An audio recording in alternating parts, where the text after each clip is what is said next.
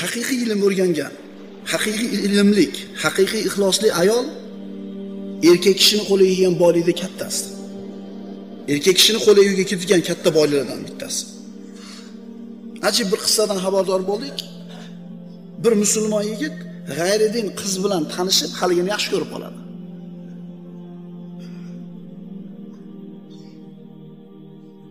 Uydagilarga aytganida, tabiiy uydagilar g'ayridinga uylashlikni xohlashmaydi. Ajrashadi.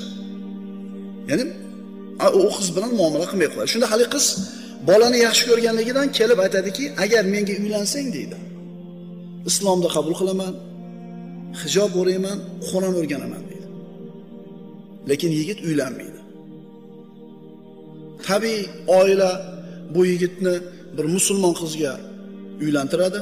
Oradan bir qancha vaqt o'tgandan keyin kuyov kelinga aytayapti. Men bir qiz bilan tanishgan edim, manaqa g'ayridin edi. Menga uylansang hijob o'rayman, islomga kiraman, Qur'on o'rganaman degan edi deydi. Deganda hali qiz nima qiladi? Bunday qizni ko'chada qo'yib qo'ymaslik kerak. Uylaning deydi. Mana xonamni bo'shatib beraman unga deydi. Chunki sen tufayli bir kishini islomga kirib qolishligi sen uchun qizil tuyalardan ko'ra yaxshiroq degan. Butun dunyoda boyligidan ko'ra bitta odamni sen tufayli islomga kirib qolishligi senga kattaroq degan. Mana bu kelin o'zi xohlayapti kundoshi bo'lishligini. Ayol kishini tabiatiga tushadimi bu narsa?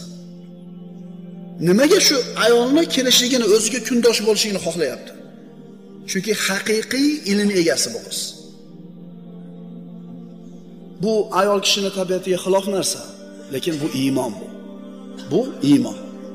Agar iymonga kelishlik va'dasini berayotgan bo'lsa, bunaqa qizni tashab qo'ymaslik kerak. Bitta ayolni islomga kirishiga sabab bo'lib qolasizmi? Mayli uylanavering, men ustimda kundosh bo'lishiga roziman. Shariatimiz birodarlar erkakka ham, ayolga ham taklifotlarni yelkasiga yuklaydi.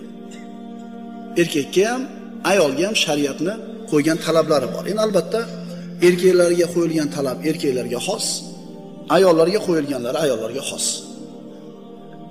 Ayol kishi ham iymon, islom rukunlarida xuddi erkak kabi javobgar bo'ladi. Yana ayol kishi erini xizmat haqida, farzandlarini tarbiyasi haqida mas'ul bo'ladi.